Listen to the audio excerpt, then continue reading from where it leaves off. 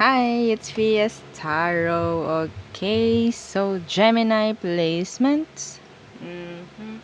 Love reading. Okay, the person on your mind, timeless. Okay, so kung kailan mo ito mapanood, mag-resonate ka, then okay lang, no?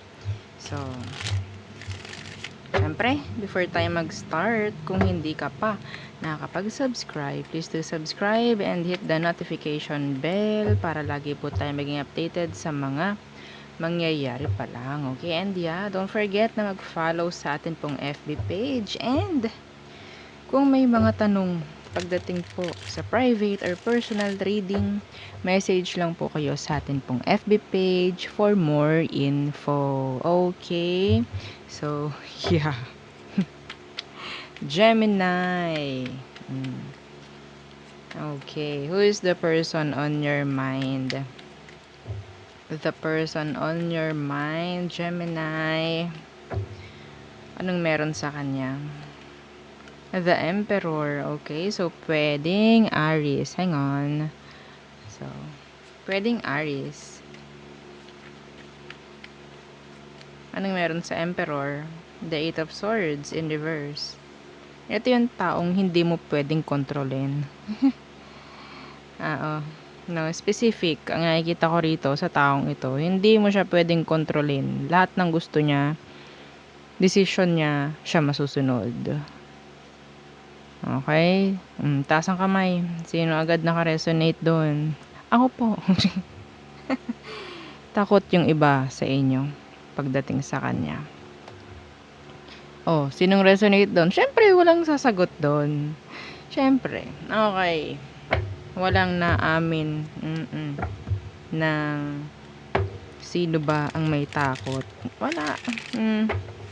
Okay. So, tingnan natin. Anong situation nyo nitong taong to? Pwedeng Aries, pwedeng air sign. Okay? Like you. Gemini, Libra, Aquarius. Some of you, ang nakikita ko ha,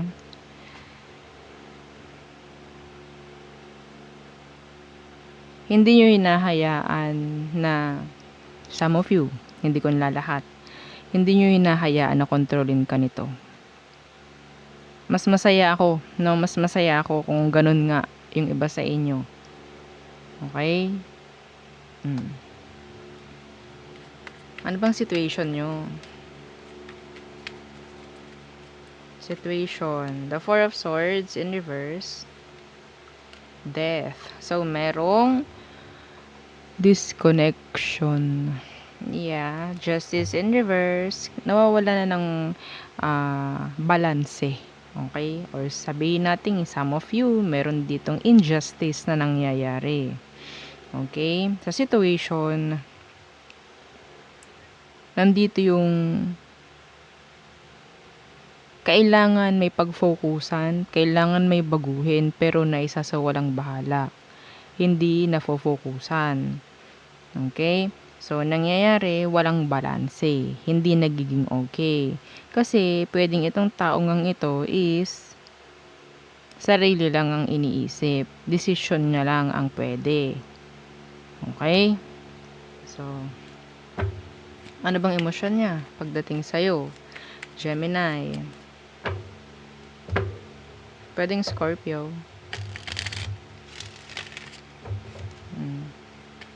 Gemini, ano ang emosyon niya pagdating sa'yo?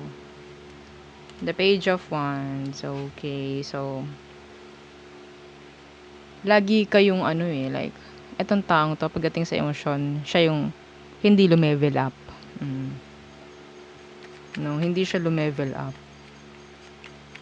Hindi nagkaroon ng pag-usad, walang growth pagdating sa emosyon niya sa'yo. Immature. Okay, some of them attractive. Pwedeng yun yung ginagawa nilang like alas. Yung attraction. Kung gustong gusto mo siya, gusto naman ako nito gagawin ko lahat. Yeah. Pwedeng may pananakot ako nakikita rito ha. Like, ginagawa niyang yun nga, alas. No? Yung kanyang personality. Like, alam ko sa sarili ko na gwapo ako, alam ko sa sarili ko maganda ako. Bakit ako matatakot sa'yo? Bakit ako parang gano'n. Kahit hindi man sabihin, okey? Some of them malakas ang fighting spirit, ano? Yes, the Queen of Wands. Some of them may pagka-player. May pagka-player. Kasi itong mga 'to, sanay sila na sila yung binibigyan ng atensyon. Okay? Specific 'yun, ha. Sanay itong taong 'to na siya ang binibigyan ng atensyon, siya ang pinagbibigyan ng emosyon, siya ang laging siya, 'no? So, tingnan natin ngayon, anong emosyon mo for them, Gemini? Emosyon ng mga Gemini sa taong iniisip nila. Okay. Overall. Gemini, emosyon mo. The Ten of Wands. In reverse. Pasuko ka na. Yung iba sumuko na. Yung iba rito talagang totally nandyan pa rin. Okay? Nandyan pa rin. Hindi kaya i-let go.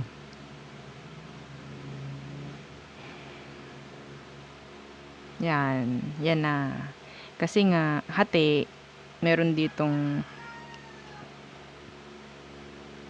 hanggang isip lang, no? Hanggang isip lang, hanggang pagpaplano lang yung pag-alis or pakikipag-disconnect.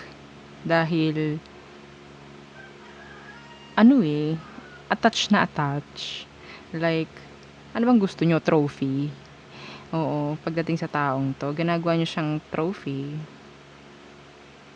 Wala namang lata lang. Okay? Real talk. Ha, real talk.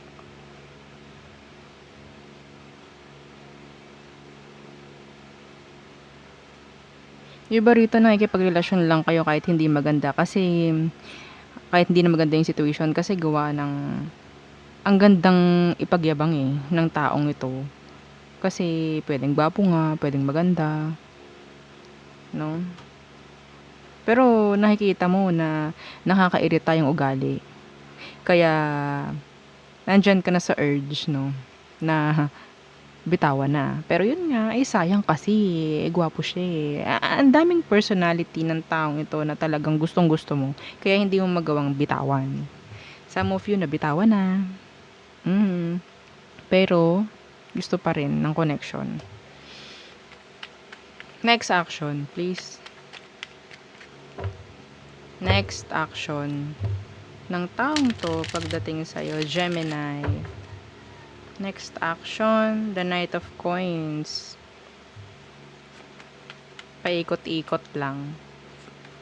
The Knight of Coins in reverse. Paikot-ikot. Hindi na level up. Yeah. Naku, ang hirap nito. Pwedeng ang mangyari dito is magkaroon ng sex-based connection na lamang. Okay? On and off. The Ace of Wands for some of you. On and off. Or sabihin nating may delay. Kung gustuhin man itong makipag-ayos, may delay. Okay? Dahil hindi niya ginagawa. Yun dapat gawin. Pero kung magkarelasyon kayo, ang nakikita ko is nagpapaka-arrogante, no? Masyadong mataas ang bilib nito sa sarili, no? Ayun ang ginagamit niya para magamit ka. Okay? Some of you stable. Yes, some of you stable. Yung iba rito ito specific, hindi para sa lahat. Itong taong to, hingi sa'yo ng hingi ng pampaganda, pampapogi. Ay. Okay, specific yun Oh. Anong outcome nyo? Anong outcome nyo, Gemini? Oh, ay! May lumabas. The Nine of Cups. Nine of Cups, healing. Nine of Cups, being single. Oo. So, shuffle natin. Nalaglag lang yon. At marami sila. Oo. 1 to 2 cards lang tayo. Outcome. The Page of Coins, Universe. May pagkano talaga to na immature. Page of Coins, Universe, and ano to? The Three of Coins, Universe. So, walang cooperation with this person dahil napaka-immature. Outcome, no cooperations at all. The Six of Swords, Universe. Hanggang kailan to, Gemini? Hanggang kailan ba ito? Ang hirap nito. Nakikita ko iba sa inyo, hindi pa rin kayang bumitaw. Hanggat kaya. Hanggat kaya. Magi-stay. Hanggat nabe-breadcrumb. Hanggat may breadcrumbing na nangyayari dito. Magi-stay at magi-stay yung iba. Sapat na lang ba kayo sa breadcrumbs? Sa mugmug? Ha? Walang cooperation. Yeah, the King of Cups, Universe. Immature emotionally itong taong to. That's why ganan siya. Okay? So, tayo tumungo na sa all signs, Aries through Pisces. Okay. Aries through Pisces. Aries. Gusto nila ng comeback. Gusto niya mag-offer ulit. Okay? Ng love. Ng cup of love. Taurus. Gusto na niyang makaalis sa cycle. Gusto niya ma-cut off or sabihin nating mag-end na yung cycle ninyo. Gemini. There is codependency. Cancer. Gusto nila mag-reach out para i-confuse ka. Yes. Leo. Ginagamit ka lang. Kung mapera ka, ginagamit ka lang niya. Virgo. Gusto niya ng sex, no? Make-up sex, yan. Mga ganyan. Pero yun lang, meron din siyang mga gustong malaman tungkol sa'yo.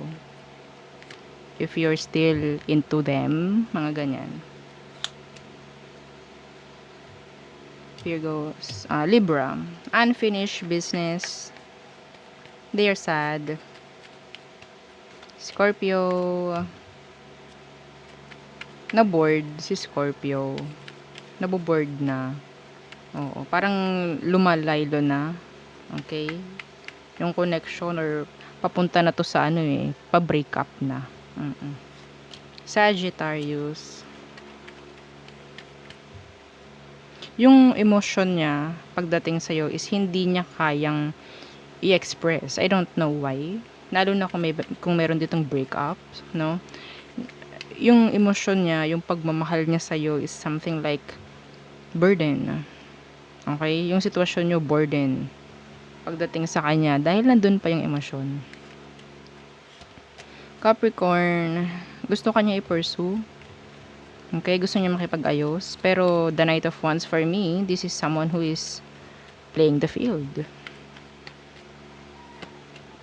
Aquarius, gusto nila ng commitments. Yeah, open sila for commitments. Pisces, gusto nila ng repeat. Yeah. Gusto lang nila ng magbalikan kayo pero walang mangyaring pagbabago. Yeah, the Magician in reverse. Some of them, meron ditong gumagawa ng spell na Pisces. Hindi sila gumagawa ng effort. No, ang effort lang na ginagawa nila is gumagawa ng spell or manifesting you to come back. Okay, so yun lang. No efforts at all. Okay, so there, yun ang ating reading for Gemini placement. So, yeah, thank you. Bye!